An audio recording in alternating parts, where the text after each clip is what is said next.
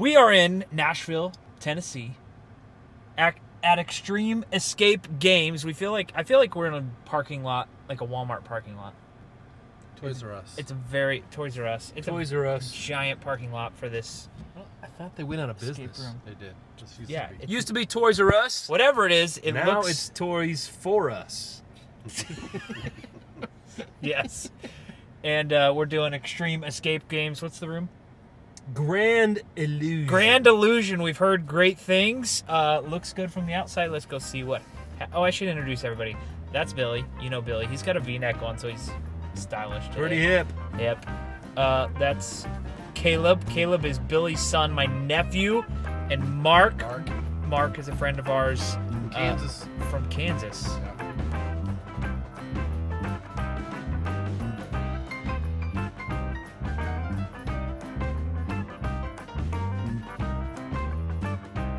Let's review Extreme Escape's Grand Illusion.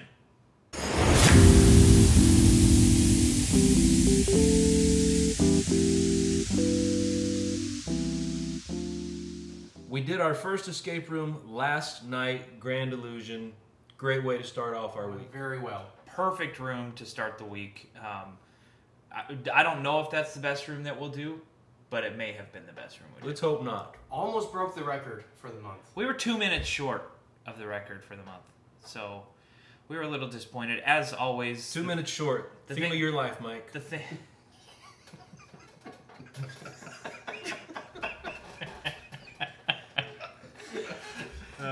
The thing that really tripped us up again was searching. Mm-hmm. We none of the puzzles really stumped us that much. It was not finding what we needed to find that really held us up. All right, let's talk pros and cons. What did we like about Grand Illusion? First of all, very easy to find this escape room. You drive up. I think we were like one of 2 cars in the parking lot. Nice area. What town was A it? lot of restaurants. I don't know. Franklin, Tennessee. Franklin, Tennessee. Yep. A lot of great restaurants, shopping around there. And then you get greeted by the general manager, Austin. And Yep. from opening the door to when we left, Austin took care of us very well, would you say? Yeah, and he was involved all the way through the process. Not, okay, go to your room now. I'll see you when you get out. All the Wasn't way through. distracted by, whatever else he was doing. We were there, and he took care of us. My favorite thing about this room was the instructions and how they take you into a theater before you ever go into the room. So you leave the lobby, big lobby, you go into the theater room, and the theater is where you watch the introduction video, the rules video, and all of that. They get you into the mindset of what the escape room, how it works, and all that stuff. And you're literally in like tiered seats, seating, yeah. theater seats, a theater room, in a very cool, probably the best setting for that I've ever seen in an escape room. Yeah, I agree. And well done video. Like it wasn't boring, wasn't too long. Like CGI style Yep. instructional video. And then you leave that room, you go into the escape room. One of the things that we talked a lot about was in the room, the game master, Austin, actually stayed in the room with us most of the time. And so some of us liked that, some of us didn't like that. I personally loved it because one of the things that he did while he was in the room is he took notes. He would write down funny things that we said, or areas that we got tripped up, or places that he would give us advice that you could have done this different, or and different things. And then in the debrief back in the theater room, he actually went through his notes with us, and we reminisced about funny things that we had said, Or and might have missed that we didn't. Yeah. things that we didn't miss, or stupid mistakes that we made that would have saved a minute there. I loved that. In my opinion, it was the best debrief I've ever seen in an escape room, by far. By far. It was an incredible debrief and made us laugh all over again. We got to re-laugh at all our jokes from inside the room. He wrote them down. He actually gave us all name tags, and we all had nicknames in the room. And so when he was doing his debrief, Billy's nickname was the Captain. He'd say, "The Captain said this." What were your nicknames, guys? Max. Foxy.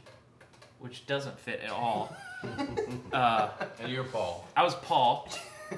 I like Paul Blart Mall Cop. So it jumped into my mind. Okay. I didn't know how to spell the rest of it though, so. The waiter liked Paul too. After That is true. That's right, We had yeah. some After the fans. Our server was a fan of Paul. Yeah. So yeah, debrief was hilarious. Debrief was helpful, and in my opinion, that was the best thing about this room. And him being in the room, he was able to give very clear hints. You're not screaming at a camera in the corner trying to get hints. He did keep calling hints clues, which Come on, Austin. got under my skin Come a on, little bit. Austin. But he was right in the room. If he's going to give a hint, you don't have to do this long, like, request a hint We knew process. exactly where we were. And he could just walk us through the process. They weren't like these They were disguised. very clear. Knew what the next step was going to be. Sometimes hints are a little ambiguous. You're not sure really what that hint meant, but it was very clear on what we needed to do. You next. didn't have to decode the hint. Yes. You could just get to the point. And that was very, very cool. What was one of your favorite things about the room, Bill? You know, just the design was very professional. And he said they also designed haunted houses, and that kind of Yeah. gave them the skills they used to transfer into escape rooms. And oh man, the set design and the props were perfect, like top notch, highest quality, up there with the highest quality escape rooms I've ever seen as far as set design and prop design. Incredibly well The done. Grand Illusion, the theme is magic, so it felt like you were in sort of a magician's lair from a vintage era. Yep. So yeah, just well done, attention to detail. And one thing I loved about the set is the different settings, the different room that you had to like open up. It was interchangeable. Like you don't go to another room and then forget about it. You had to keep going back and forth. There was many times I looked and all four of us were in a different part of the room having to work together. But then there was at some times where it was just, it seemed like we had to focus on one thing to make sure it went into the next thing, which was a little bit more linear. And so, but so many puzzles, so many, what was it, physical challenge puzzles, so many locks, so many like things that just took a lot of different wits and ways to. That's a great point. There were multiple physical challenge puzzles in this room. Yep. And those were fun. You guys like physical challenges more than I do. Yeah. What I think would be called the fourth area of this room, quite expansive. When you first get in there, you don't expect it to be so big, but it's a big room. And the fourth area that we got into was a laser room, and it was one of the most immersive rooms. He said that they brought this idea over from one of the haunted houses that they did. And it's so, you walk into this room, you're like a little bit, I don't know, it's vertigo is the word, or you're just like, what's happening? How do I feel like I'm feeling in this room? Just very, very, very cool room and exciting. We weren't in that room for very long. I think I may have gotten dizzy if we were in that room much longer. But it was a very cool room. Yeah, there was like a fog machine, and somehow the fog separated the top part of the room from the bottom part of the room. Right. To where you had to go underneath the fog to do certain things, and it was just, felt very surreal. Yes. Yeah. To be in that room. Yeah. One of the things that we're talking about the story, and it's a magic theme, and Austin being in the room, which it was very helpful. I loved not having to hold the walkie-talkie. But there wasn't a continuous, immersive story from start to finish. Like, it felt like we were solving puzzles, not experiencing a story. Yeah. Is my only drawback to the room. I totally agree, and I that's obviously not their focus. They have chosen to focus more on the team building, more on the cool experience rather than a cool story. And that's a decision they've made as a guy who prefers cool puzzle rooms to cool story rooms. Yeah, so one suggestion, Austin, like if you were to do this, like you had a long coat, like a magician's type coat, but we didn't know who Austin was. Yep. But he did play a little part. This was my favorite part. There was several parts, probably 3 times, where there was time where I would literally jumped out of my skin because I was not prepared for what was happening, and so we don't want to. He definitely played a role at some point. There is the role of illusion and the magic, and then there was the surprise that came with. I agree. I think that was other than the design and how well it was made. I think the part, because Austin asked this question after, like, what part will you remember the most? And to me, there were a couple of jump elements that just takes you because you're so concentrating on the puzzle or opening a box or something like that, and your focus is just fine-tuned in these escape rooms, which is what I love. But then there's a jump element that just takes you right back out of it. That's my favorite part of rooms, is a jump element. Yeah, that was very fun. Okay, we're gonna give reviews now. Out of 5, what would we review it? Bill, you want to go first? What would you give rating out of 5? Yeah, the scale of, I hate that Mike only gives me 5 numbers. So I'm gonna go like a 4.2. Not allowed. So Billy's giving it a 4.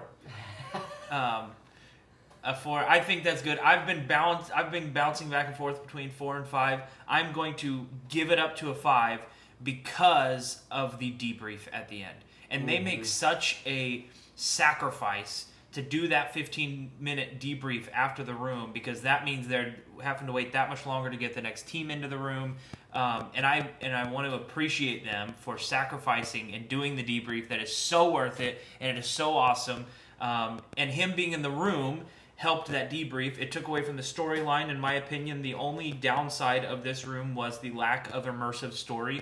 I'm going to guess some of their other rooms that we saw probably had more of an immersive storyline than this one. But I'm going to give it the 5 because the debrief deserves the 5, in my opinion. And the set design. Fair enough. Caleb. I think I would go with a 4. And just like the best thing was the customer service. Austin being the one that greeted us, that checked us in, telling us, briefing us in the theater room, being with us the whole time, and then going into the debrief. I wasn't ready for the debrief, and you would have probably lost a lot of the memories that he brought up, because I was like, oh yeah, I remember saying that or working through that, and didn't realize how crucial that piece opened up this next step. And so he was able to walk us through that, and having him kind of be the narrator or a different voice was pretty cool. And I want to point out that one thing he did in the room, Caleb actually solved a puzzle without having all the pieces yet. And I expected, because he's in the room, for him to say, no, you need to actually do it the right way. Mm-hmm. He didn't. He just let us go forward, and I appreciated that. I think I'd give it a 5. Again, I haven't done as many escape rooms as you guys have, but I just... from the time we got there to the time we left, Austin did a great job leading us through that. I love the elements of surprise. That took me over the edge as far as experience. Highly recommend Grand Illusion. Yes. Yeah. Extreme Escapes. Recommend it.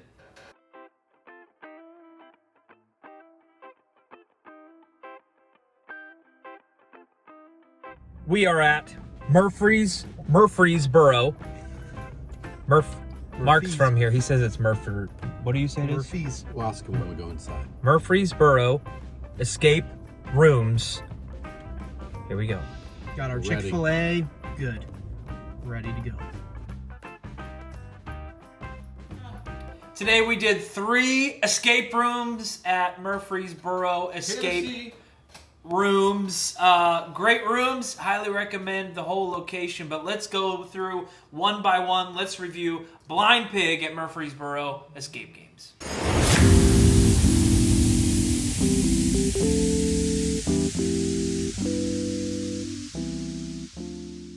Okay, let's go pros and cons. Caleb, what would you say was a pro of the Blind Pig? I really liked the props. It was a speakeasy styled room, so a lot of like hidden features, a lot of like opening, moving things, and I felt like most of the stuff in the room was interactive. Yeah, lots of secret passages that you didn't expect to be there, and doors that opened up, and then things that opened up twice. I mean, you reused some stuff and just had to keep looking. Good storyline. You were aware of the whole time of what was happening, and you could track the storyline clear. By the way, in this game, you're working for the Mafia Don. You are working for a bad man. Working for the bad man, which is we're all 4 pastors, so we were out of our element the whole time. Yeah. Yeah. Didn't know our way around a speakeasy. I've never been to a speakeasy. Yeah, we may be going to hell now. Didn't know how to get through them. Took a so, while. Disadvantage, but we conquered it. Lots of physical challenge puzzles in this one. Mm-hmm. Had to do things like throw things or maneuver things correctly or feel things a certain way. Those were fun. We like physical challenge. A lot of doors. Puzzles. A lot of opening, closing. We always had something to work on. Yep. We did take a couple of hints, but it flowed really well. We felt like we were always busy, always working, always had something to do. Never really got stuck. Asked for a couple of hints, but we got those great hints. Had a great host. Forgot her name, but she was great. Very non-linear room. We could all be working on something differently, but still be moving the whole thing forward. We actually walked through the room again because so much of us missed other parts, and we were like, "What did this one do? What did that do?" Tell me how you solved that. Yeah. Okay, let's talk negatives. What were some negative things about the? I touched you guys a lot more because it was a smaller room. Yeah. And so we were How did you on feel top about of touching each us? other. That was a negative for kinda- all of us. We were on top of each other quite a bit. Yeah. It was tight. Until we started opening up some of the rooms. It was tight and dark. separate. I mean, we were using our own flashlights on our. All of us had our phones quite a out. bit. Yep. Yeah. Uh-huh. And so it didn't quite have enough light. I don't think so. There's one section at the very beginning that looked like it totally needed to be used, and it wasn't being used at all. It Like did- this whole it didn't, section. yeah. Yeah. We kept going back to that area, and it was kind of the only area in the whole place that didn't get used. So Okay, Blind Pig. Let's go through the rating. Mike, you want to go first? I'm gonna give Blind Pig a 4 out of 5. I feel like it was good room. I don't have many complaints. I don't think. Probably the best thing about the room, I think, was the creativity of finding new passages and surprised by things that would open up, and so that was a lot of fun. The things that interacted with the floor. 4. I think I'm going to go with the 4 just because physical challenge puzzles are definitely my favorite. And there was quite a few of those that we actually had to use different props and just kind of figuring out stuff. But the con was how small the room was. Yep. We had to move a lot of props that we had already done to make room on the table, and that we should have just had a little bit more room. Yep.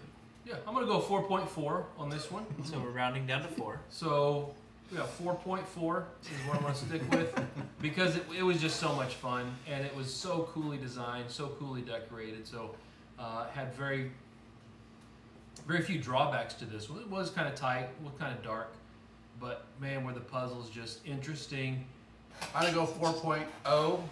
I like the storyline. I just felt like I did definitely get immersed from the beginning. The story was kind of clear path of what we were doing, and a lot of rooms don't have that kind of clear path, and so I like the clear path. And I did love the back. The back was fun. The second room we went to, and so just a lot of fun things that popped open that I enjoyed. So I give it 4.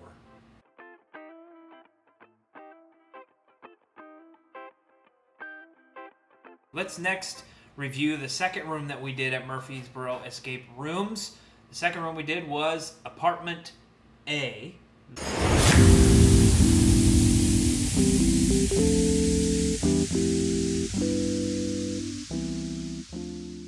Apartment A was a good room, a solid room, nothing surprising or extraordinary about the room, but the puzzles were solid, straightforward rooms, some great Generation 2 locks, place this thing in the right location and figure out how do you associate this thing with that location. That was a lot of fun. Generation 2 locks made the room good.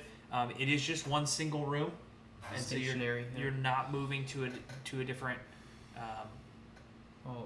area within the room. What else? Yeah, it seemed to be sort of a paying homage to a former employee that used to work at this establishment that they must have really liked. Had his picture up on the wall and had some of the things he liked in there. So there must be a backstory around that.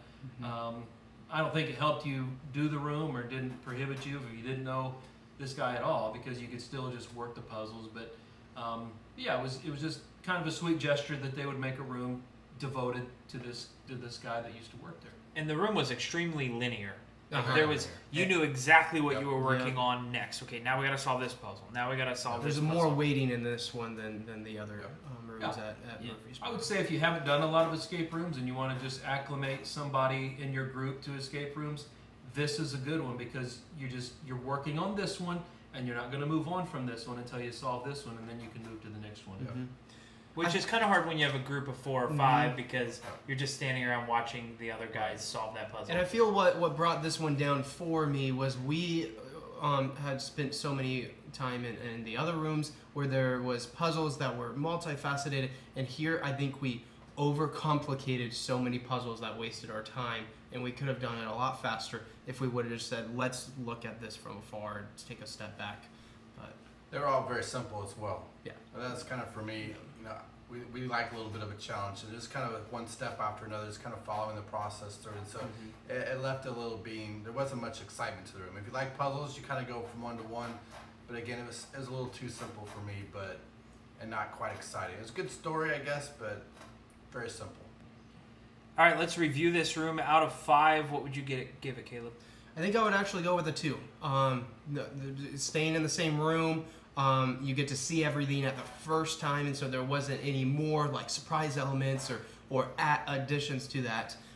It was linear and just simple, and so kept it kind of easy. So Yeah, I'm gonna go 3. If 3 is average, like this is an average room. Wasn't below average, wasn't above it. This was a baseline room that I enjoyed. Very glad we did it. Highly recommend it for what we just talked about. But I don't think I'll remember this room much past this week. Yeah, I'd give it a 3 as well. Again, I enjoyed the linear part of it because that's kind of how my brain works anyway. So I kind of enjoy kind of thinking through all the parts.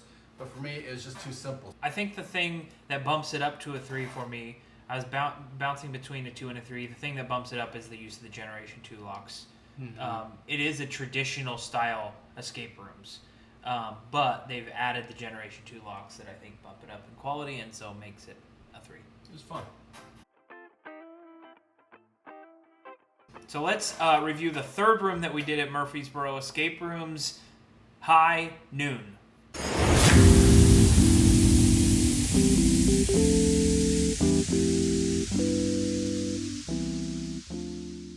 Part of the challenge going into High Noon is in their rooms they have a clear record board. Yeah. So they've been around. They've had games for several years, and so they can tell. You can see this room was like somebody conquered that one in 28 minutes, and so this particular one we noted no one had beat 34 minutes. Yeah. And so we thought that's doable. Yeah. We're on a roll. We're feeling good about it. Let's take a crack at it. So we went in there with the intentionality of breaking a record. Yeah. And we did. We did! Yes, we did. 32 minutes. 32 that minutes. room. Ended up getting the record in that room, and it is extremely non-linear. It is a totally non-linear room. And the fact at the very beginning you see every lock you have to unlock, and then it just says go work on any one of the puzzles. That lock is associated with that puzzle. That lock is associated with this puzzle. The room is set up with 2 identical lock stations. So it's blue team versus red team. Red team's unlocking these ones. Blue team's unlocking these ones. You both just race to see who can unlock all their locks first. A lot of fun. No storyline. Who cares? Pure competitive. Let's just race. Yeah. And so this is a racing room. I thought it was a blast. I don't care about the storyline. If you're just going to embrace the race, let's do that. Team building. Yep. And so we just raced. We spread out. Hey, you take this lock. You take that lock. You take that lock. Spread out. Go around the room and solve the puzzles. And it's just purely who's the better puzzle solver is what this room is all about. And I had a blast doing it. We had a blast. One tip, and we did this pretty well because there were 10 different 8 different locks that we had to open, and 8 different puzzles we had to solve, and of course 4 of us. So we kind of just said, you take these 2, you take these 2, and then we would just attack them. And then if one of us would get stuck, we would just say, okay, I've spent 2 minutes on this. I want to move on, and somebody else can come back to this.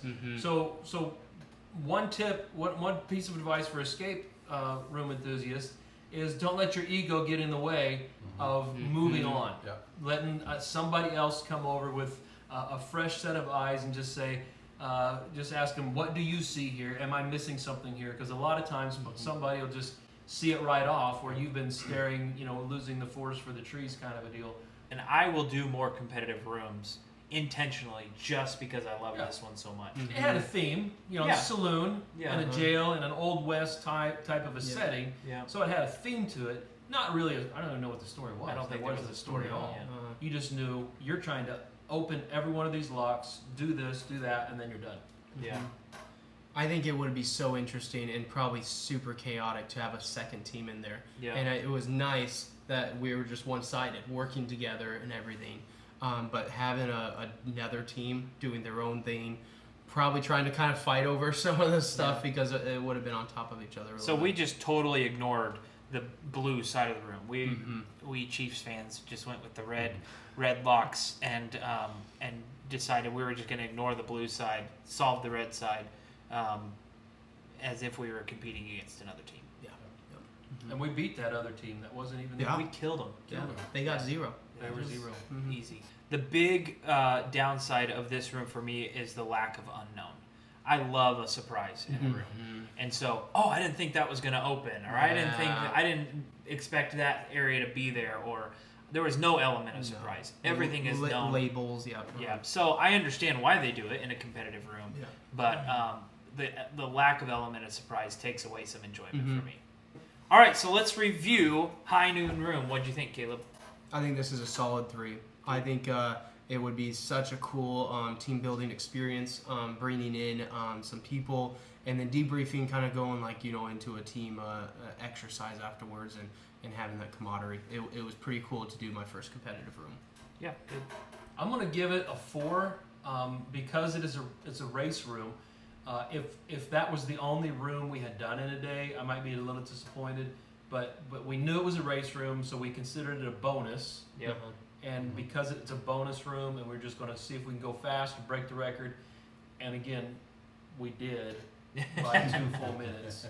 And wrote our name in chalk, which that can't be erased ever, except Not pretty. by somebody's hand someday. It was a blast, so I'd give it a solid 4. Yeah. I think I give a solid 3, just because I like to have a storyline. If there's not a storyline, it just kind of loses the interest.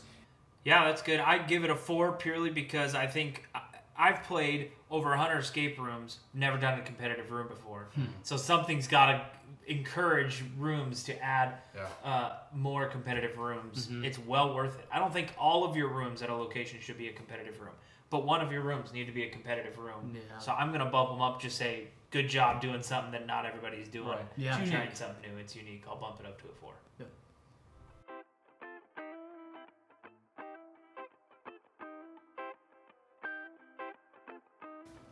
Let's review 60-minute escape game, Frankenstein. Murfreesboro, Tennessee.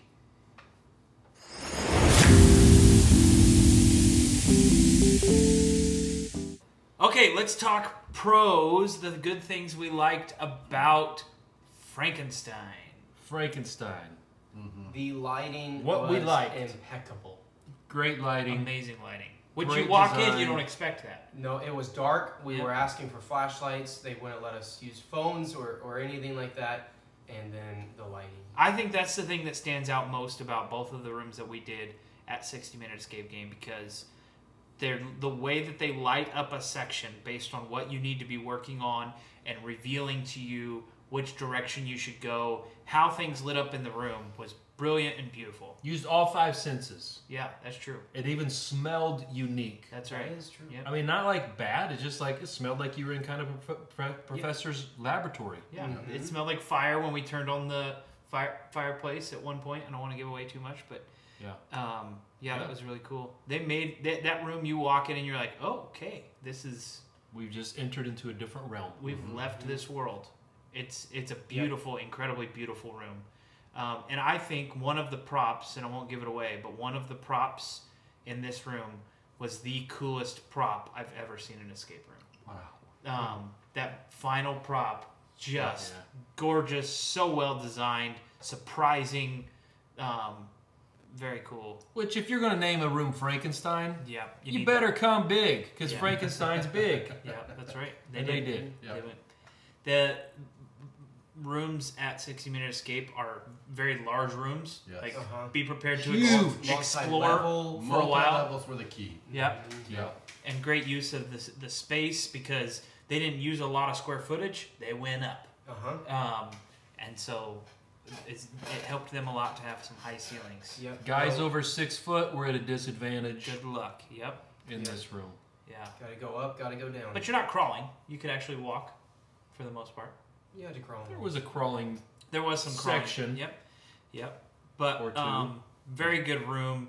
The puzzles were fun. Mm-hmm. A good mix of physical challenge puzzles Yeah. mixed in with all the other different Teamwork. types of You puzzles. had a few. Teamwork, mental. Yelling back and forth, going back and forth between the two rooms.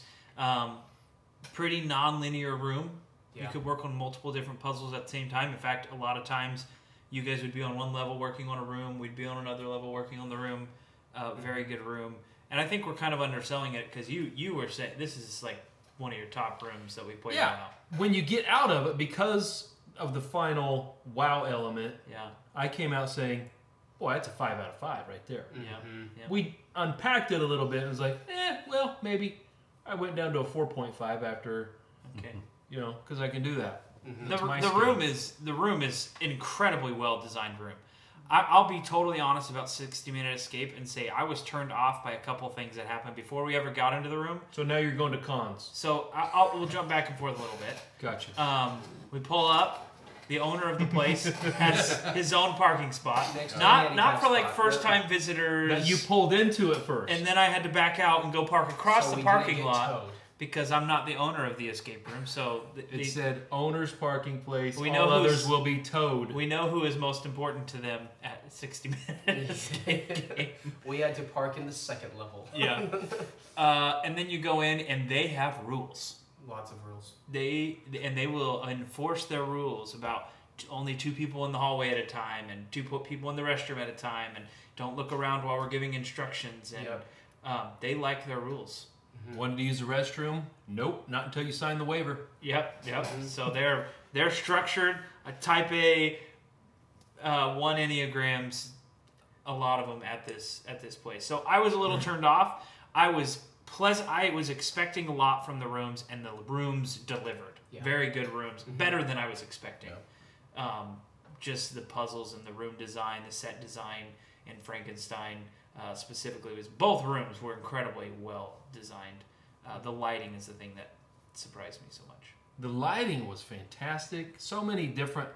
I mean, and the only reason I went from like a 5 to a 4.5 was there were a couple of puzzles like that was so minute. I don't know if I ever would have gotten that without a hint.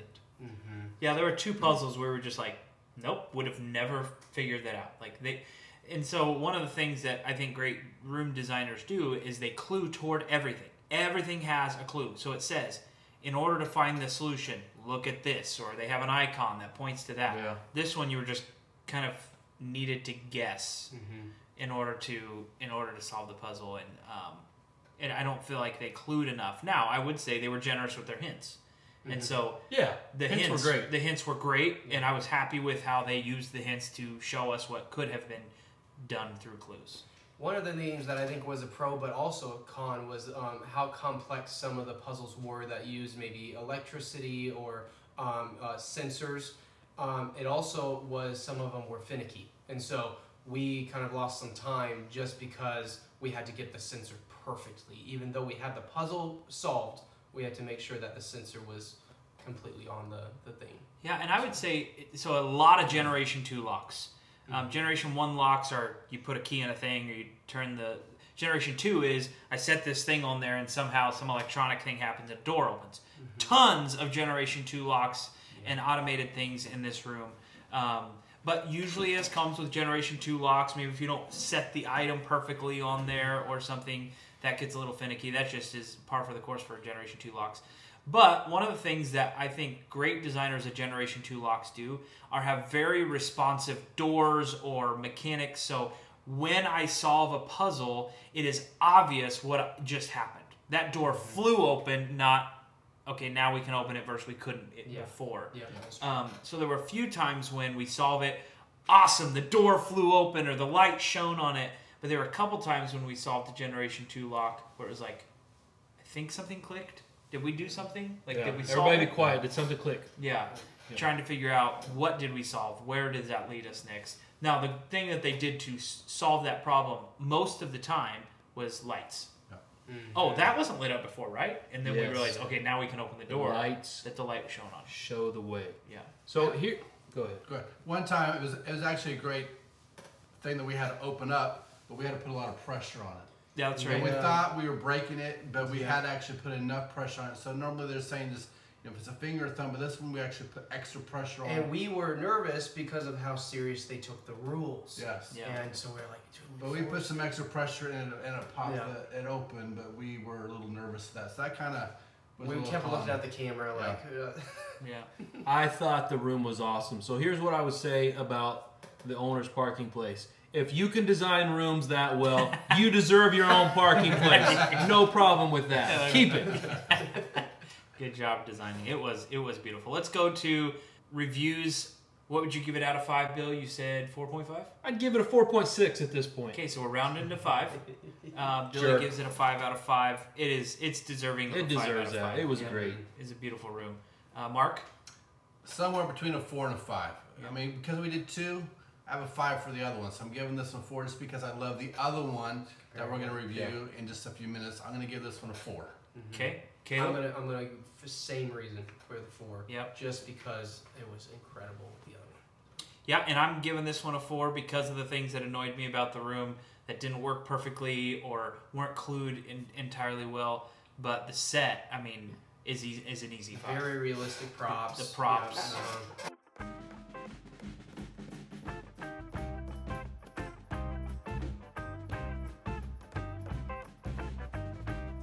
Let's review Pharaoh's Chamber at 60-minute escape game. Pharaoh's Chamber.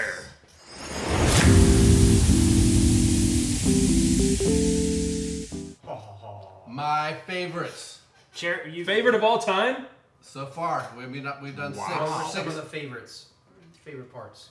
favorite parts. Oh man, just the set design was amazing. You felt like you were kind of going to Egypt. The things that they had in there were spectacular. From, well, I don't want to say all the parts, but just how they did different parts that made you feel like you were walking through the Egyptian times, unlocking things, just like you would be in a Harrison Ford movie. Yeah, like Indiana Jones. Indiana kind of a Jones. feel, I yeah. felt like I was kind of part of that, acting it out, and it felt really good. The plaster, the walls, everything was beautifully well designed, very immersive.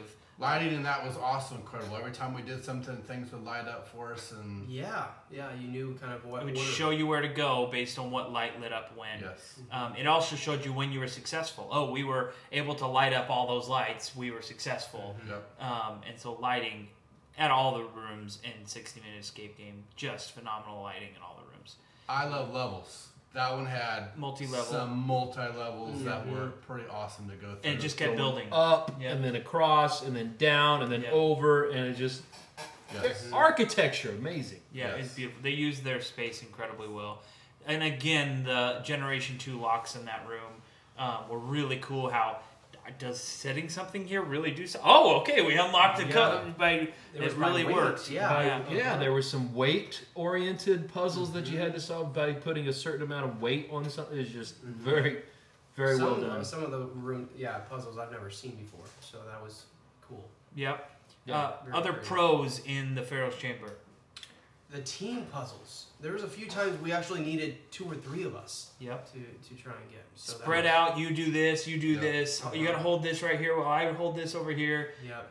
And it took the whole team to solve a couple of the puzzles. That was a lot of fun. Yep. And I really liked how when you walk in, the search was not just a bunch of, oh, that drawer opens. The search was actually it took some creativity to hide the things that they hid. There were a couple of elements that didn't work perfectly because the sensor wasn't working Yep. just right. So I don't know if there was some wear and tear on it, but it was just like a little bit anticlimactic that you put, the object in the hole and it works and it's like, well, turn it a little bit, but play with it. There, you got it. Yeah. And so you would like it to work just like that. Especially at the end, because that happened to us at the end. At the very It's end, all To get it, we knew it was there. It's just it wasn't opening the. And once they flipped the switch Finale. and it worked, boom. Yeah. It was a great finale. Yeah. Yeah, great finale. The was a lighting great and all finale, that yeah. was a very exciting hooray moment at the end. And I think that one of the cons of this room was a couple kind of red herrings pieces that they give you. In both rooms we played there, at 60 Minute Escape, they gave you props that look like they're going to solve a puzzle, but they were just kind of pointless props that actually you didn't use. Or extra pieces that you used a couple of them, you didn't use all of them. Yeah. So I would call those red herrings just because they're totally unnecessary, just to distract the players. One thing that was cool was the multi-level, but I think a con is if you're over 6 feet, it's going to be a little tight. It's tough to get up and down those little rabbit holes, rabbit trails. Through the pyramid, But I love this room. It was a blast. Some really cool physical challenge puzzles in this room. Yeah, one of us had to throw a ball into a certain area and really struggled with that piece of it. But he wouldn't let anybody else try to throw. It's been a while since high school basketball. So if you have like a 11-year-old girl that could shoot baskets, might do better in this room than some of us did in that element. But we did solve the game in about 40 minutes, which our game host said was a record, at least as far as she knew. I don't think they kept track of it, but she said we were faster than any other group she's ever seen go through that room. And better looking. She didn't say that part at all. She didn't say that. She could see it in her eyes probably there. Yeah. So that was a great. Any other pros and cons that you wanted to throw out? They had the best shirts. They were awesome They shirts had great shirts for $12. So we got them. We got a couple deal. shirts. So. Yeah. What would you give Pharaoh's Chamber out of 5? Bing, 5. Bing 5. Bing. I would too. That means you get right to 5. You didn't have to round up. Okay. Bing 5. Okay. So far on this trip, it's been my favorite one. So I'd give it totally. Best one in Nashville. So I would far. say that's been my favorite too. Top 5. 1 in Nashville We got so 3 far. 5s. I'm giving it a 5 too. 4 Okay. 5s. Nice. 4 5s. That's a great room. And to overcome the bad impression that I had as we arrived That really rubbed Mike the wrong and way. get a 5, that's pretty good. From now on, escape games, if you could reserve a spot for Mike, he would appreciate that. I think that the reserving a spot for the owner thing just turned me off a little bit. However, I think one thing that they said when we showed up, you asked, have you played the other games in Murfreesboro? Which there's some incredible games in Murfreesboro. And they said, no, we just kind of like our own games. Yeah. And I think they would benefit so much. Drive across town. Go see, Some of because the they've got customer some service awesome and- things that you can implement very easily to make your customer service better. Outside of the room. Yeah.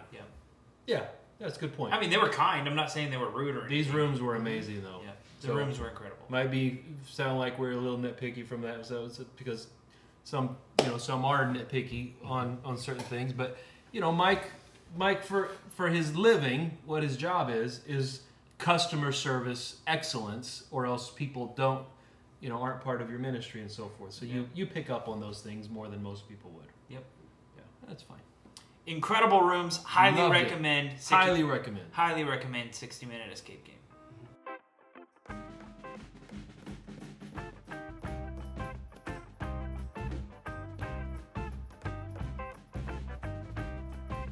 So this week we got the awesome opportunity to play 5 games at the Escape Game, and many of us have played a lot of games with the Escape Game. And so we're going to review each of those. The first game that we played was called The Depths.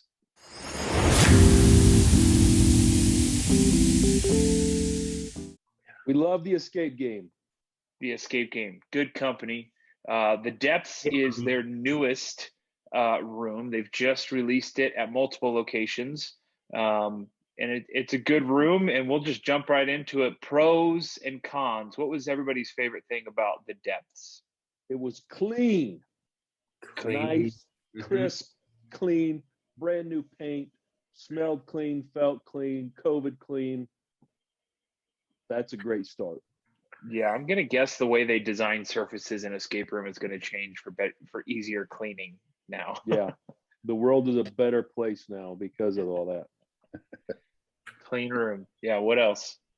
I love the storyline. It just started with a great storyline, and it continued through the entire part of the room. And so each room, and just when you think of depths, you were in the depths, and definitely had that kind of the marine time feel to it, and beginning story to the end. I love the storyline. I definitely think it was above average for the Escape Games stories. They're good with story. Story is not their primary focus, but this was a very good one. I felt like everything in the room had a purpose. It was intentional. There wasn't anything that like just was just there. Like every picture, every item had a purpose, and so that was kind of cool to use just everything in the room and to kind of come alive. No accidental red herrings. No. Right, right. And when we needed a hint a time or two, it was because we neglected a part of the room that we had just forgotten about. We saw it at first, didn't need it for another, like a half hour into it. And that classic mistake, we knew it was there, we forgot about it. I recently was reading a blog post on the Escape Games website, and they were talking about what to do when you get stuck. And one of the things that they say to do is look at the things that you forgot are there. And in a lot of escape rooms, that's not really a great strategy because there's just dumb decorations everywhere that has nothing to do with anything. At the escape game, everything has a purpose. And there's multiple rooms. You solve one room and it opens up to another room that progressively got cooler as you went. And I would say that this is definitely not, this is on the bottom half, in my opinion, of the escape games rooms. I think they focused on producing a easily reproducible, cheaply reproducible room. And so as a result, the room felt very boxy.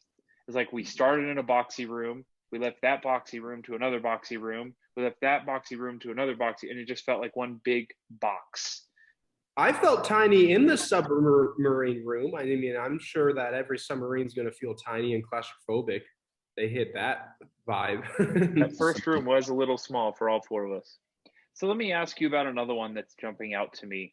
It seems like in their newer rooms, they've really invested in giant, what are probably television screens in the wall, but large screens with acting and some videos, and those videos will actually walk with you through the story. It'll pop up and you'll have to stand there and watch the video. The videos are good. I think it helps add to the story like Mark was talking about. But I think the downside of the video for me is that it makes you stop the puzzle, go over to the other room and watch the video. Okay, now I can get back to my puzzle. And me being competitive, my adrenaline's rushing. I'm like, I do not want to stand here and watch another video. I'm freaking about to finish this puzzle over here. I don't want to stop and go watch the video.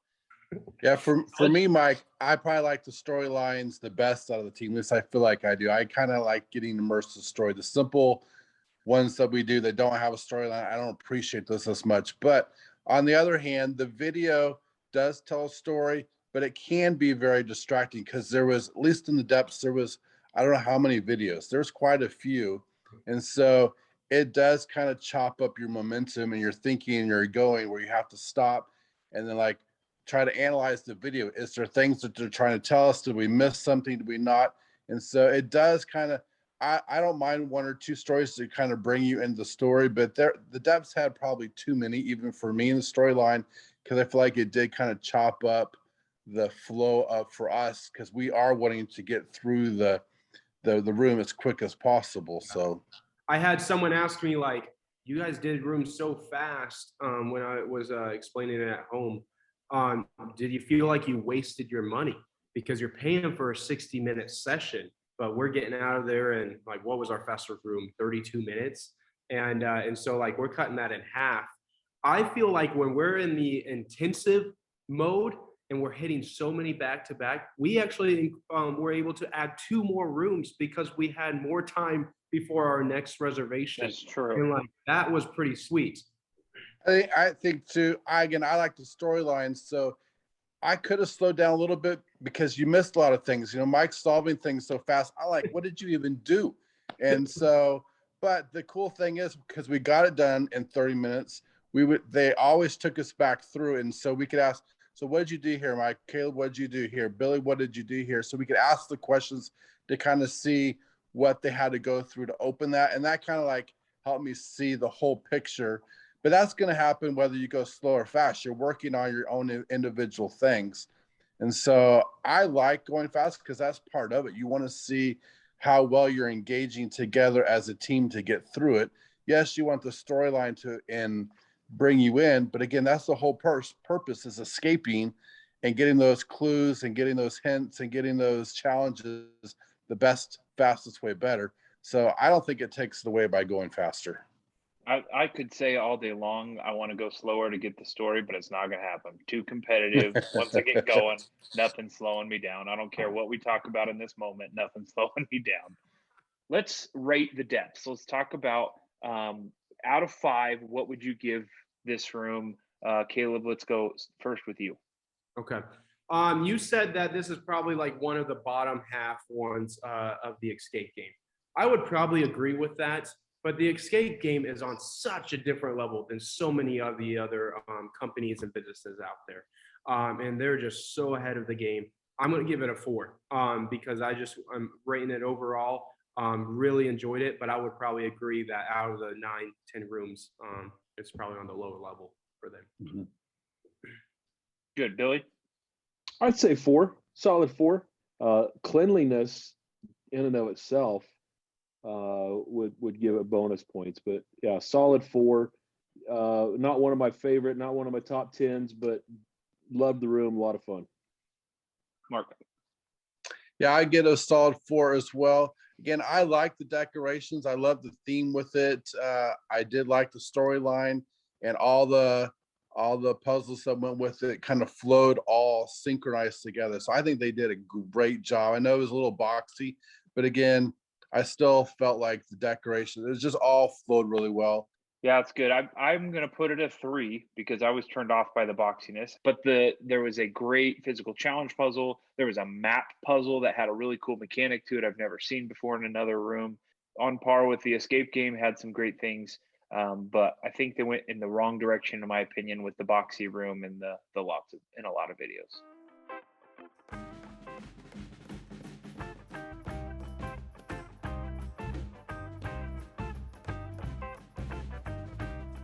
So this week we played Sabotage at the escape game, and we're going to review it now.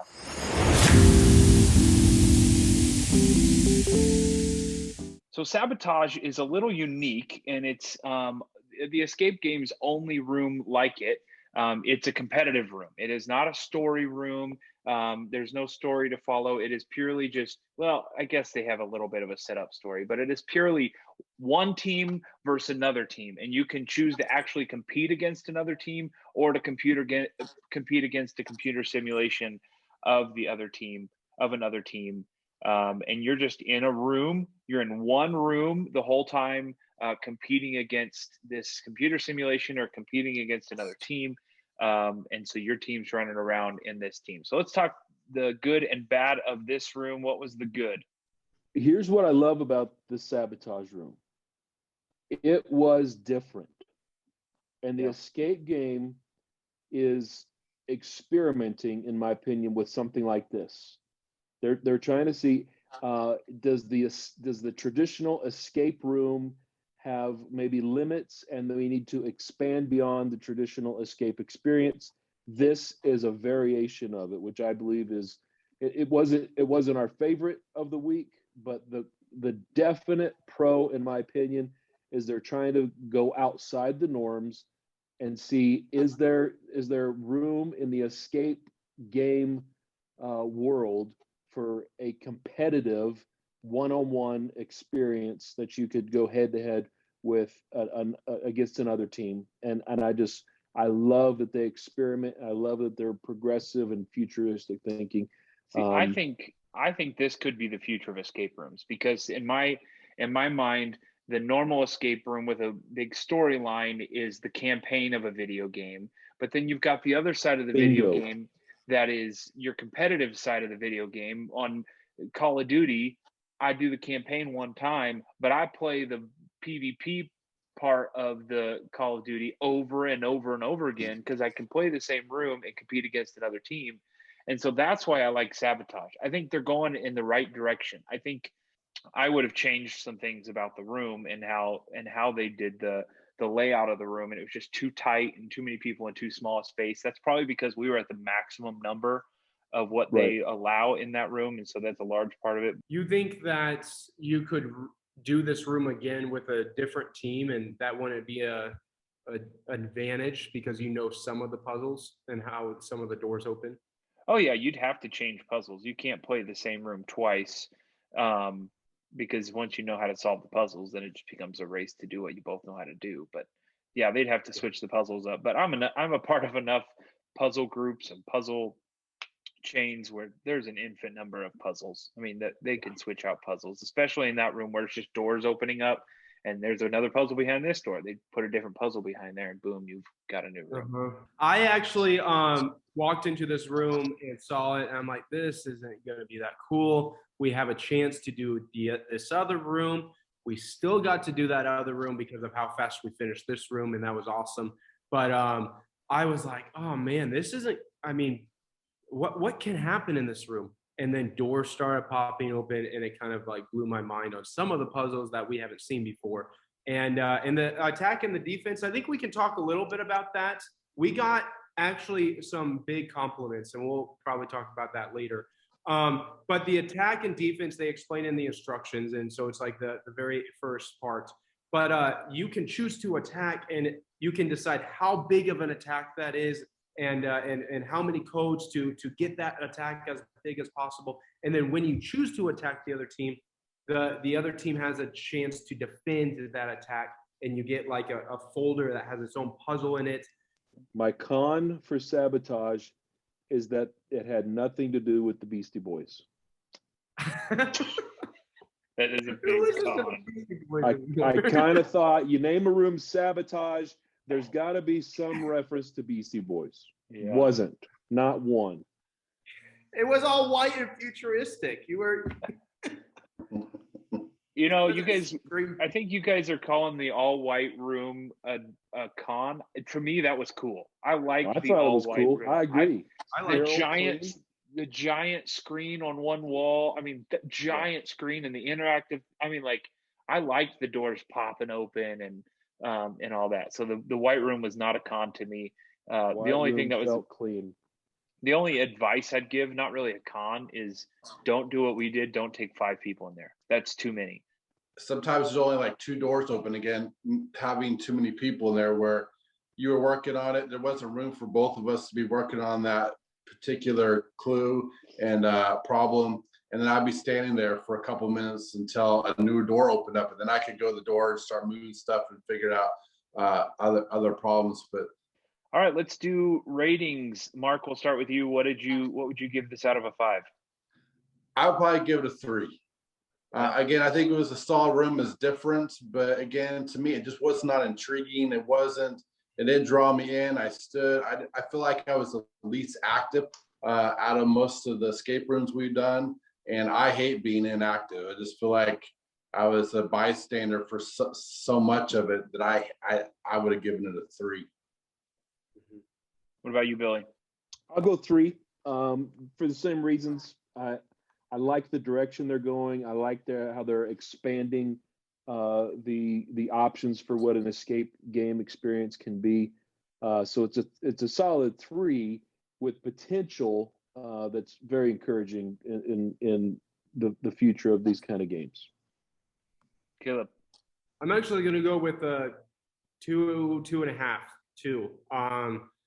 But let me tell you about a pro. I did like the control panel and kind of seeing the levels, but it was so linear. And what Mark is saying, like I felt the same way so many times in that room.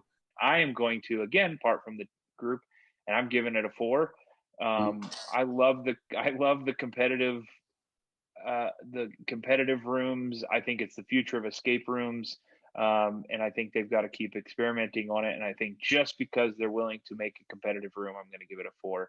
And it was a quality room with quality puzzles. Oh, it's escape game. That's always going to be up above average.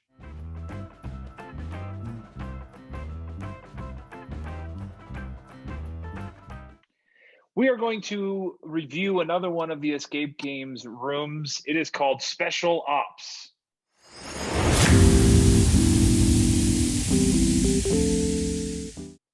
So Special Ops For those is a of really us in the biz, Mike, we call it Spec Ops. That's Spec Ops in the biz. Spec Ops. That's how we call it. Ruin the intro. I think Spec Ops, Special Ops, whatever you want to call it, is a cool room in that it does something that some of my favorite rooms do, and it's that you enter one world and you end feeling like you have gone to a completely different world. There is a transition moment where it just feels like you just entered into a whole new world, and you started off in a market in this one, or like an old school market, third world country market, and then by the end of the game, you are in a futuristic world that doesn't really exist. So that was a really cool thing about it. Let's talk positives about this room. What did you guys think? I love this room. I'm so glad we didn't skip this. One of my favorite things to do in rooms is physical challenges and searching. Like it gets me so frustrated if I didn't find something and it was taking us a long time. And in that market, we had to search for so many puzzles, so many pieces, so many items. And it was endless. Like we spent minutes and still searching the same thing and still finding things. But in a market, it's chaos. There's things everywhere. Keep searching. And we stopped a few times and still said we have to find more, and we did. And there's a few items that's like, no way, that's part of the storyline, the puzzle. It's not a decor, and that was cool. So, and that sounds cheesy, but it's a scavenger hunt. I mean, that's a cool thing. People do scavenger hunts for entertainment in and of themselves. So I don't think searching is just some secondary thing that you have to do to get onto the fun stuff. I think the scavenger hunt part is fun. Yeah, to go along with that, because that's kind of your rule that we kind of agreed to. We're going to search for everything first, get it all in there, so we can then decide what to do with it. And we did that, but then we had to go back and keep looking for more stuff. And then we got to some puzzles we were working on. Like, wait a minute, we're still missing things, and so we went back and found more things. So that was really, if you like the searching, that was definitely a room that you needed to search. Of course, for me, there's one area, there's a lot of searching in these things. I won't tell you what those things are. And it was just hard for me to get in and look at this because it's kind of gross. I'm not sure what was in those things, but you had to dive in and get them to find out what they were. But, you just got to do it. So you can imagine in a market where you're sticking your hand in, but, Yeah. Yeah, there are some rooms that feel very clean. This was not one of them. That's correct. If you're a germaphobe, not the best. Yeah. If you're a germaphobe, we're in Africa. Yeah. And all these escape games or the escape rooms have this little tiny squirter that they spray disinfectant on stuff. I was thinking, can't do it in there. That makes me feel better. I doubt it does anything, but it does make me feel better that you spray some sort of fog on those scarves and shoes and stuff like that. But I really liked this room. And I think go ahead.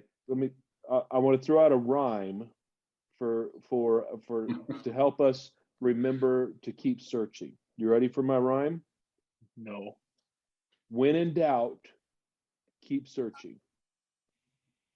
It doesn't rhyme. Out. Search it. It doesn't rhyme. Not all rhymes rhyme. I'm gonna search for some logic here. Yeah. Oh man. Not all rhymes rhyme. You had such an opportunity there. Yeah. That was terrible. When you're in a lurching, keep searching. Okay, that's better. No, it doesn't make sense. Not a word. Yeah, you just made it up. I would say the big pro for this room in my mind is just how expansive it is. I mean, in that market, you enter a second room or a second area in that market, and it feels like, okay, now we've opened up a new area, and you have just gotten started. By the time we finished that room, I felt like we had traveled blocks away. You leave the last door, and you're like 2 feet from where you started. Just feels like such a fun exploration of this world that you enter into. Very immersive. Yeah, and some stuff that there was an electronic device in the room that did not look like it would work. Right. But it was ancient, but it worked, and it was a part of the puzzle. Yeah. But you had to depend on this ancient electronic device that actually That's worked. cool. Yeah. That was cool. I want to show you something. This is a prop from Spec Ops. Do you guys remember where this was in Spec Ops? Yep. So we got to tour the Escape Games factory where they build all their rooms and they ship them out to their locations. And there, one of the guys that builds the rooms actually gave me this. He turned one of the props from Spec Ops, because they're constantly replacing parts. As they get worn down, they replace them with new ones. And I think that's one of the things that makes the Escape game so good, is it never feels worn down. They just keep, if a part piece feels worn down, well, they replace it and they turn it into a magnet that I can hang on my refrigerator. But all the way through the room, they're just constantly updating and fixing and perfecting their rooms. And you can tell this room has gone through a lot of iterations and perfections. Yeah. There's a transition room that I think I could say this. It's an elevator that is a moving element, and it's you're in a shopping mall. Okay, it's in a really cool mall, by the way. The Caleb goes, "Are we going down?" And Mark's like, Just Caleb, we're in a mall. The ground was shaking. Like, they added everything. I was They like, figured wait, out what? a way to make it feel like you were going 6 stories underneath the mall somehow. It was a real elevator. The doors were real. Like, Yeah. It totally, I agree with you, Caleb. It totally felt like we were moving.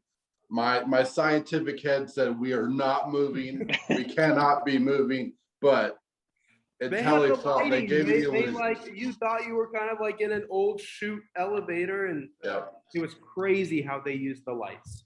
Yes. Yeah. What about that last area? Yeah, that was my favorite area, because you had 2 different screens. The screen kind of glowed. You had a write on it. One had a computer kind of console. They're telling you what to do. Things were popping up on the screen. You had to be circling things, and you had all these different markers. So you had lots of different elements, layers on the screen that you had to figure out.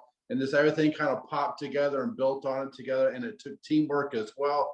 It had to do with the story. So the story completely overlaid into what we had to do. And so, I mean, it's just a big, huge wall screen that was pretty epic. I loved it a lot. Yeah. If you ever watched the 24 show, like all those, how many seasons do they have of 24? Jack Bauer. This is Jack Bauer. This room made you feel a little bit like you were Jack Bauer. That's Chloe O'Brien's room, and it's the CTU. Yeah.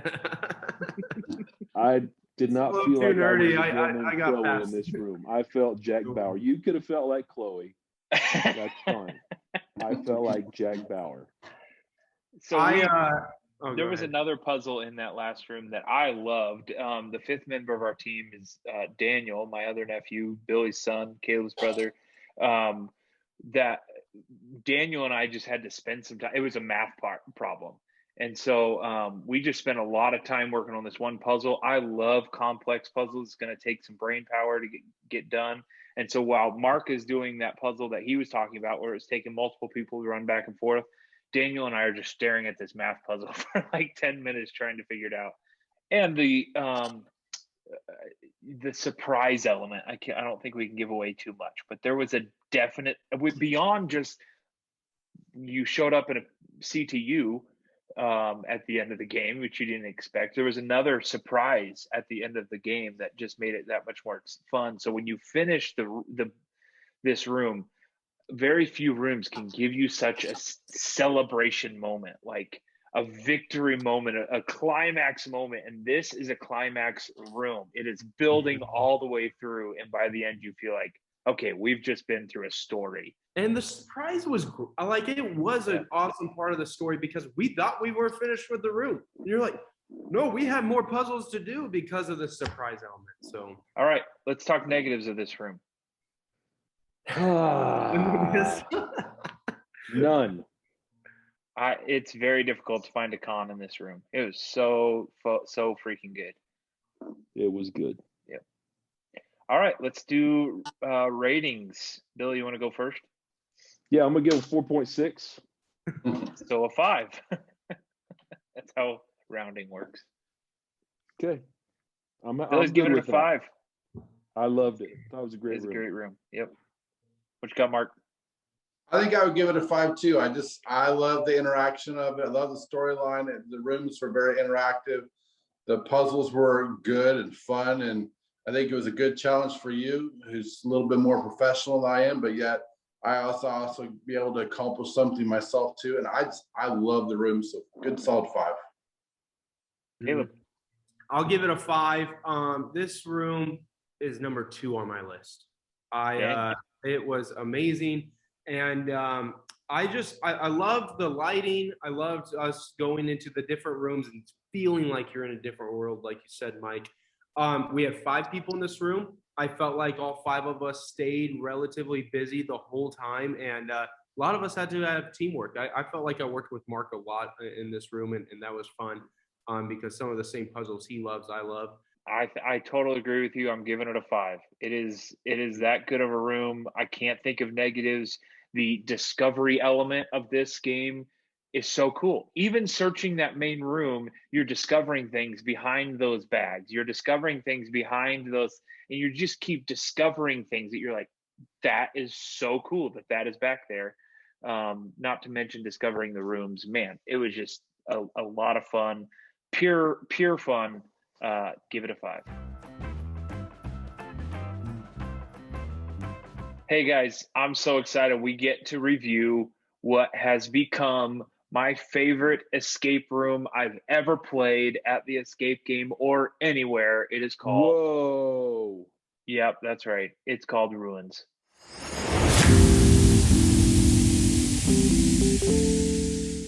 I cannot imagine a room being better than this one. I think it takes number 1, easily takes number 1, my favorite escape room I've ever played.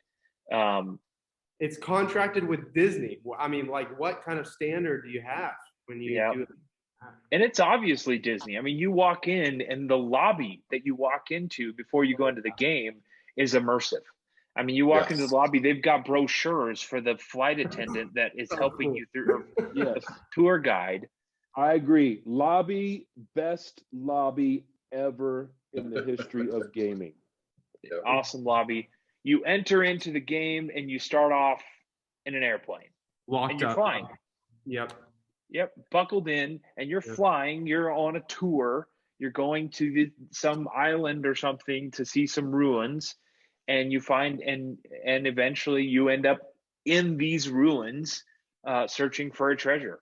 And you start off Indiana Jones style. It was just as good as any Indiana Jones movie, including the new one, which wasn't that new. I think, Caleb, you were talking about the locks and what they told us about the locks. I loved, he said when we first, signed in and, got our reservation taken care of, he said, oh, you're going to love this room because I was talking to how I love generational 2 locks. And he said, well, this room only has 3 locks. He said that. I was just trying to figure out, how are you going to keep us busy for so long in this room and different elements if you only have 3 locks that we have to unlock with, key or code? And he said, oh, you just wait. And we were blown away by how many elements that I've never seen before that I didn't even think they could handle. But the engineering, I mean, we got to see the factory. So we saw how much detail and intentionality go in this. And just how incredibly interactive the room is. So you don't need locks because getting through the room is interacting with the room. And it's the biggest escape room I think I've ever been in. Maybe not size-wise, maybe size-wise, I don't know. But it just felt like, are we still going? We're still discovering new areas. Like, there's more to this. I just feel like we traveled forever to get here and we're still going. But again, I love the storyline, and you start on up the airplane, but then you get out and you are immersed. You feel like you are in the lost jungle. But you know exactly where. You see the temple that's right there, and you know you got to get in there. And then boom, you open the door, and you're not just in the temple, you are in an epic temple, which is pretty awesome to see. And again, it didn't end there. You didn't just go into a little part of the temple. You had to go through the temple and escape. Just like Indiana Jones, you're escaping through these areas to get to where you need to go to get the treasure, which was awesome. I loved it as well. It was epic. And the things that are moving in the room that you do not expect to move. I mean, all this, I assume this is just some prop, and then all of a sudden the prop becomes interactive and starts moving. And a couple times it was like chills moments, like when the room starts moving and you push in that last piece or that you unlock that thing, and now everything in the room is moving. I don't even know what to look at. Like, just incredible. What's happening? Where are we going? Ruin. There was some elements in this room that were like what the Exorcist movie. There was some. Okay, we won't give away a lot of details, but there's one part that reminds you of the Exorcist, another part that reminds you of the trash compactor scene from Star Wars, and if to be able to live inside of some of those scenes is so cool. It's my second favorite room of all time, and it's just right up there. I got one more thing to say about the ruins that I just loved, and actually, you guys, Dad and Mark, you kind of missed this because of the side of the plane you were sitting on. Only on Mike's side and I could we see the window of how they used the lighting to show like we were flying, and so it was like sunny out. And then you get closer to the jungle and you start seeing the leaves and everything like shadows.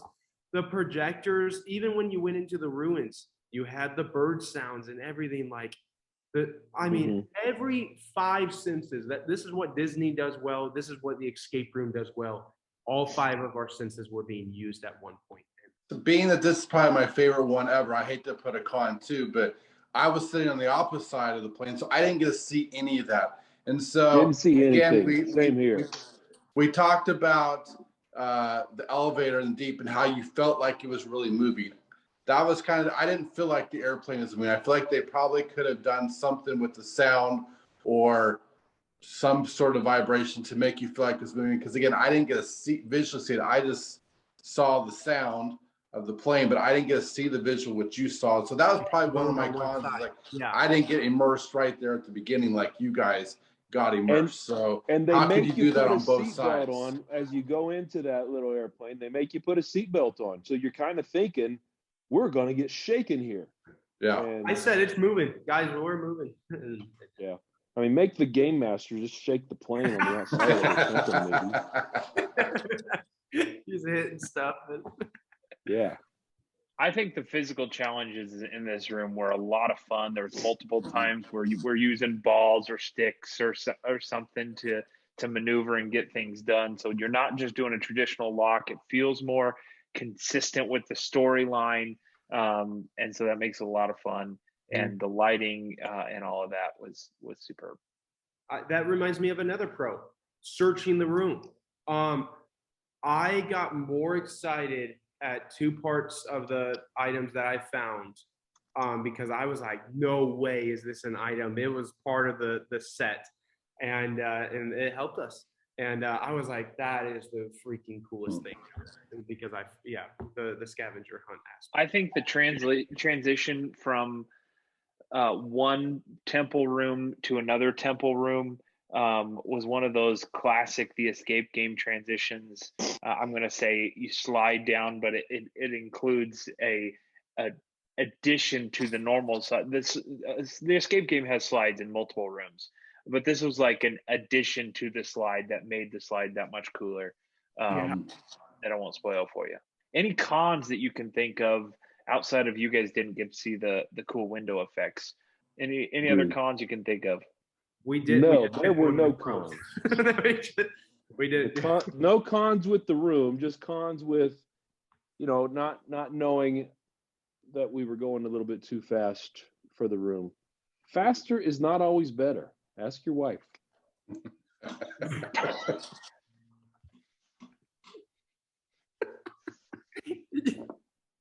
I don't need to ask her.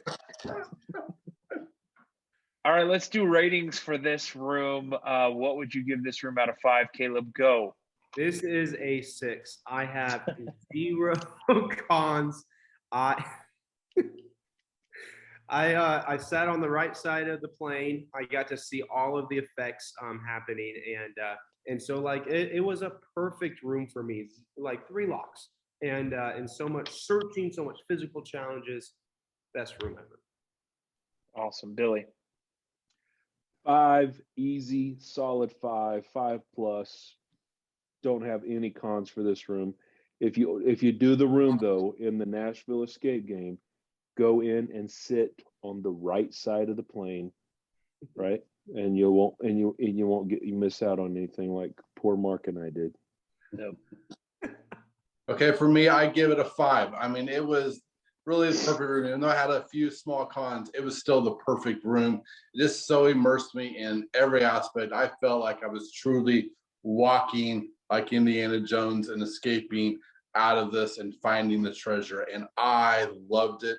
And I agree with Caleb. Just the quality of, there weren't just these little locks which you wouldn't find in the jungle. You were actually having to do things that you felt would be there in that environment in a temple. And so I give it a 5 for sure. I've never felt so confident giving a room a 5. This room is easily a 5. I cannot think of anything I would change about this room. I can't imagine doing it any better without making the room too expensive to make it to where they could actually afford to do it. If you are an escape room enthusiast and you have the ability to get to Nashville, get there as soon as you possibly can and do ruins at the escape game in Nashville.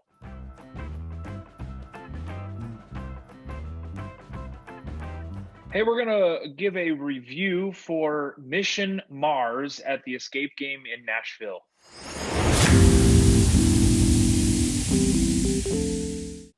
So Mission Mars is one of the older games at the escape game. I think they've kept it around largely because of nostalgia reasons. Nostalgia. It's a good room, and they actually have it at one or two of their other locations in addition to their original Nashville location. They've kind of kept Mission Mars around in the original room that they had called Nashville.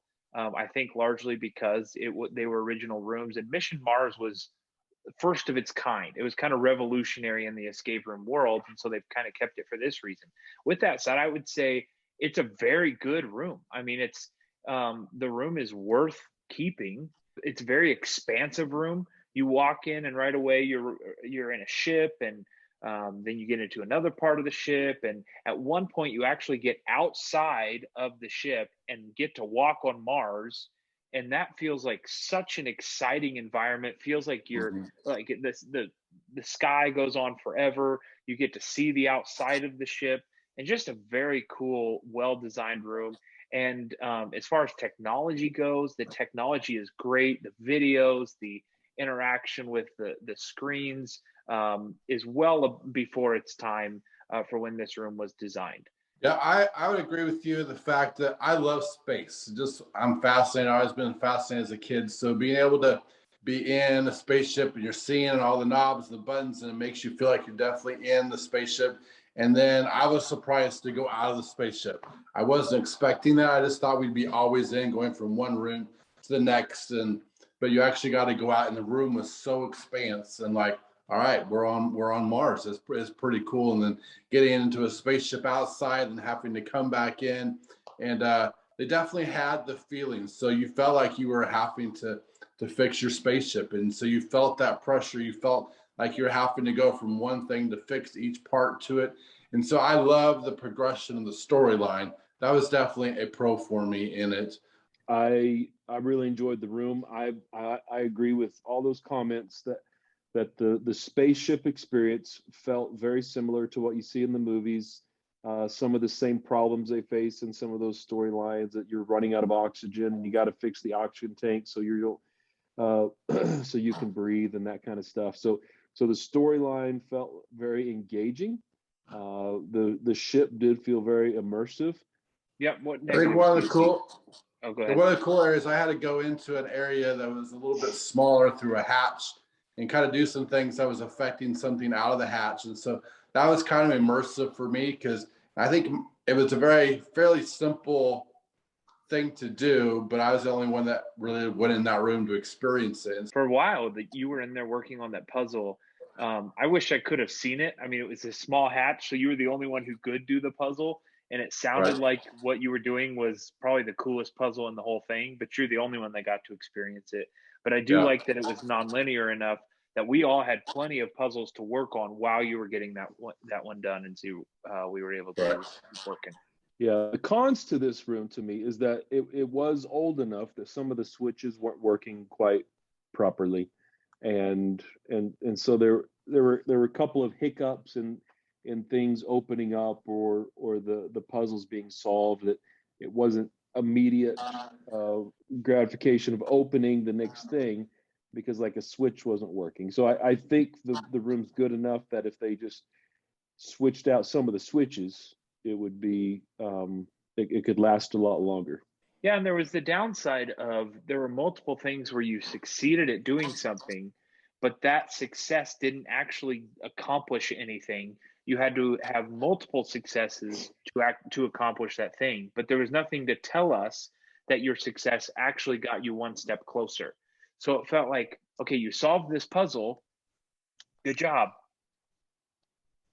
And then we're like, okay, I guess let's go solve another puzzle. Well, turns out, we find out later, you had to actually solve all 3 puzzles to open the door. There was nothing to tell us that. And so it just felt like we solved a puzzle for no reason at all. I agree with you on both those. There are definitely buttons that were not working. So the first thing I was doing, there was some codes, I was flipping the switches, and you just didn't know if it was working or not because the lights weren't matching with the buttons, and the buttons felt broken, and then something popped open, and I didn't know if I did or not because you just couldn't tell if you were solving the problem or not, and that kind of frustrated me. And I think there was twice, Mark, where you accidentally solved puzzles or guessed Yes. correctly. And so Yeah. I don't know if we ever actually solved those puzzles or not, but Mark's over there fiddling with something and boom, we got through the door. So Yeah. I'm not sure if that Mark's was like a monkey on a just- typewriter sometimes. Yeah, and that's not very gratifying. You definitely want to know that you solved it because you figured out, not just because you're, fiddling with it. And that's what I kind of felt with those. Yeah. Good. Well, let's give reviews out of 5. What would you give this room, Mark?